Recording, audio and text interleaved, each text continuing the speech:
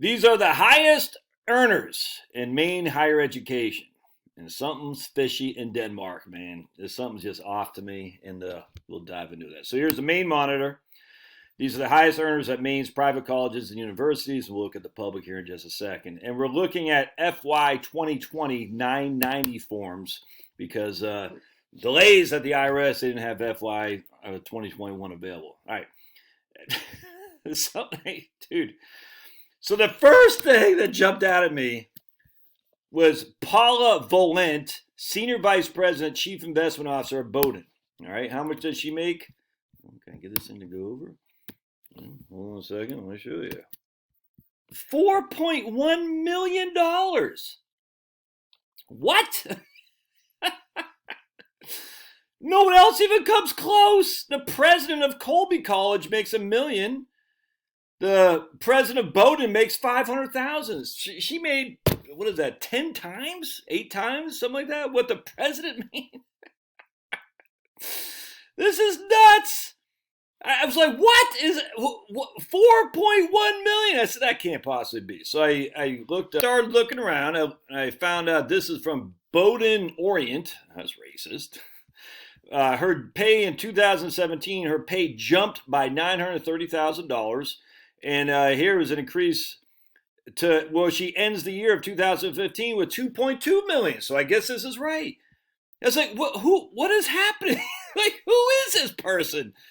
Chief Investment Officer Paula Volent earned a salary of $2.2 million in 2015. All right, so nice. So let me look at the 990. 990 from Bowdoin in 2020 and 21. She made $4.169 million. These guys are right. They said $4.17 million. I could not freaking believe this. Let me see. Right there. I said, holy, what? Jeez. And then the director of investments at Bowdoin, Niles Bryant, made $1.1 million. The senior vice president for something of alumni relations made $362. And I'm like, who? What? Jennifer Scanlon, not related to me, made $2. I don't care. Whatever, man. I mean, I'm just like, who? What? 4.1 key. I can't see what that says. Key employee. Former. So this guy, Niles, is a former employee? Who the hell is Niles Bryant? Anyway, estimated amount from other compensation from the organization related. I'm just, how do you make $4.4 million at Bowdoin? It's nuts. So I looked her up and said, what's her special? 2015, her compensation is based on a formula of her performance. If she does well, she gets paid well. With a 14.4% return in 2015, the endowment had an astounding year, significantly better than 1.8% average of the other national endowments, college endowments. This is freaking crazy. The president declined to comment on the structure of her employment and compensation package. It's difficult to quantify the premium of her management skills on the performance of the endowment, which have increased from $637 million to $1.4 million, roughly 1.3, as of October 2016. However, she's been an employee of the, how long has that been? We'll get into it. She's been an employee of the college for 17 years and previously worked as a curatorial assistant for Bowdoin College Museum of Arts. As a disciple of famed David Swenson. Remember him? You might not remember. David Swenson has fallen on his sword, essentially. She used to be a curator of the Museum of Arts. Huh? So it's such a clown show. In 2021, May, she left Bowdoin after 21 years. She's a nationally acclaimed chief investments officer. All right, so let's see what she's got here. So the endowment has gone from $465 million to $2.4 billion, but that doesn't mean it's her rate of return because they've been increasing it with contributions and whatnot. Let's see what she's got. A first-generation student, college student herself, she earned her undergrad in art history from the University of New Hampshire. A passion that turned into a full-fledged career before investing was ever on her radar. She went back for her master's in art conservatorship at NYU and then went west working for museums. It was in Los Angeles that she got her first introduction to finance and took a few classes to help her begin running her own business. Okay. She changed her mind after chatting with a friend who was dean at the Yale School of Management and was accepted after deciding to apply on a whim. What? So she was friend with the dean at the Yale School of Management and just applied and was accepted after deciding to apply on a whim. Come on, man. The same week she was to formally confirm the acceptance, she got another job for the National Gallery of Arts in D.C. She deferred her Yale acceptance to take the job, but after realizing how much of her work the National Gallery was supported by endowments, she went back to Yale. I had no background in finance, she says. At Yale, she took classes and held a job in investments under David Swensen. I've already talked about him, who passed away last week in 2021, who fell on his proverbial sword, not saying, R.I.P., but, we all spoke, so David Swensen in the late 2000s, the aughts, and then after that, it's like, it was a nothing burger. Swensen took me in, had me, let's see. Finally, she got her back to Bowdoin, but this time in the Treasury rather than the Art Museum, where she had been ever since. She oversees, she started in 2000, so she's been running the show from 2000 until 2021. All right, I think I saw in here, what did she get for her average rate of return? So she started, the endowment was basically a one-woman job in 2000. She started with $465 million in 2000. Let's compare that to Wellington, shall we, just for simplicity? Let's use Wellington, which has averaged a compounded annual growth rate 8.74. Wellington is now worth $2.4 billion. Total stock index is now worth $3 billion, and that doesn't include any contributions or anything. It's just money coming in, not money going out and money coming in, just money coming in, not just a one-stop investment. Where was she again here? She went to, what's the endowment at? I forgot. It was $2.4 billion is what it's at. Now remember, the endowment includes money coming in and going out. If you look at the 990, hold on a second. Right here, 990, you'll see contributions. All right, so we're going to see, this is such a freaking, it's such tax the damn endowments, man. All right, so we're going to show you contributions and grants. All right, so they $71 million in contributions and grants, $38 million in this current year. All right, so they're getting a lot of money coming in, man. Program revenue, the investment income. Was investment income 126, 207. So you can see that's contributions, and here are the expenses, $70 million. What? All right. Anyway, the loss, and you can see right here, the end of the year, total assets, beginning of the year, total assets, end of the year, 376 million of liabilities. What's that about? Anyway, so it just freaking is insane. There's no way this lady is worth freaking $4 million. The irony of it all is, guess where she went and going? Shocking. Went to the Rockefeller University. Gee, you gotta be kidding me. The Rockefeller University. All right. She serves as a number of boards and investment committees in National Gallery of Art, the Yale School of Management, the Rockefeller Foundation. Shocking that, huh? And the Morningstar Capital, I forgot that. MCSI. Just such, dude. This is one big group of people who are, let's just put it this way. You should not, I wouldn't trust them with my life dependent on it. That's all I got to say. All right, so let's keep looking at this other guy now. Oh, there you go. Her base compensation is $1.8 million, and she made $2.3 million in bonus and investments. Freaking insane.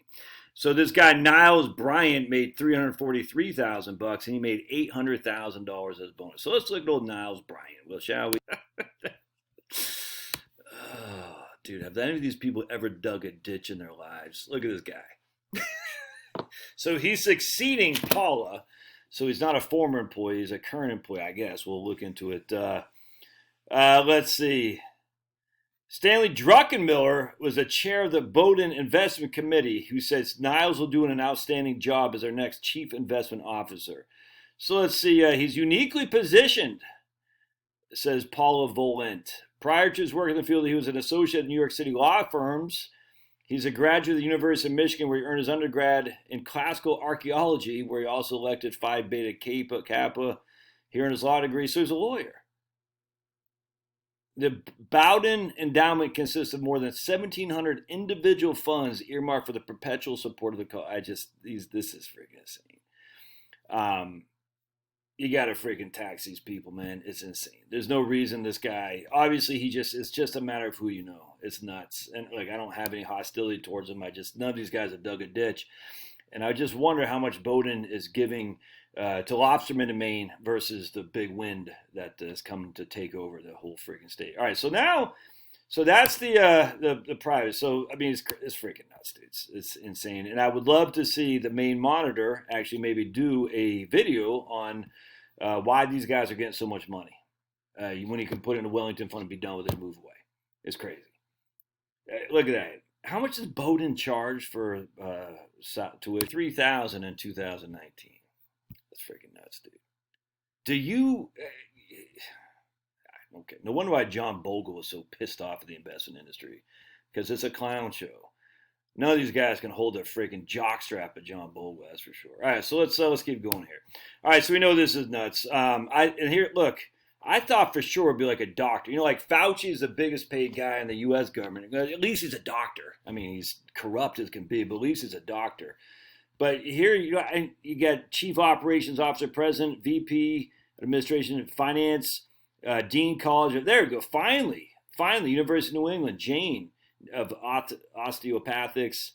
College Advancement. The College Advancement person, Bates, makes almost as much as the Dean of Osteopathic Medicine. This is freaking nuts. It's nuts. Chief Advancement Officer of St. Joseph makes almost as much as the Dean of College of Health and Pharmacy. This is insanity, man. Yeah, it's freaking crazy. All right, so let's look at the public ones here now. And this is a little bit more, makes me feel better, because even the football coach doesn't make that much in the state of Maine. I saw the football coach someplace in here. It said lecturer and football coach. He didn't make very much. Let me find it. But anyways, in here someplace. But so here's the number one head of the state of Maine, Matthew Davis, who makes $320, clinical director for the Department of Health. Here's the Attorney General, who makes $300. Department of Health and Human Services, psychiatrist. I don't get why psychiatrists are getting so much money. Psychiatrist, physician. So the number one physician is making $200,000. Look, I don't. Modern medicine has some benefits. There's a lot of negatives on it. We need modern medicine in terms of surgeries and whatnot. But at the end of the day, there's no reason that a doctor should be getting paid a freaking 20th of the chief investment officer at Bowden College. She's making. Bowden has an endowment, let's say $2 million, $2 billion. So let me see if that's 100,000 million. That's $2 billion. So and then she's making $4 million off of $2 billion. All right, divide by $2 billion. That chick. How dare you call her? I don't care. She's making 20 basis points, dudes, on a $2 billion thing. It looks like. That's insanity. That's insanity. On top of all the other crap they have. Yeah, that's crazy. At least the state, I'm sure these guys are getting paid elsewhere, but at least they're not. Here's Workers' Compensation Board's making $150. That's, Maine ain't a cheap place to live, dude. Department of Corrections Central Office making, $145. In of itself, that, here's Judicial District Court Judge, $139. That's decent money, but that's not a huge amount of money relative to $4 million that the investment people are making. It's insane. Anyway, there you go. That's fantastic. And our taxpayers are funding this. Oh, but they're private schools. They're not getting Maine funding. No, they're all being funded via tax preferences, charitable contributions, deductions. They don't pay income tax.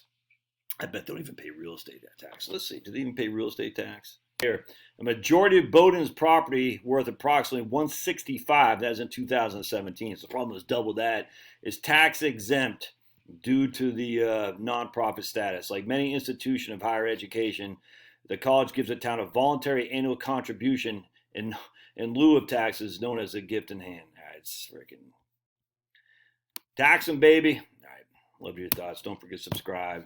and we'll see you. And share this video with fellow Mainers, if you will. I know I'm not in Maine. We'll see if I ever come back, but Maine is near and dear to my heart, and I will continue to shine the light on insanity in Maine. We'll see you.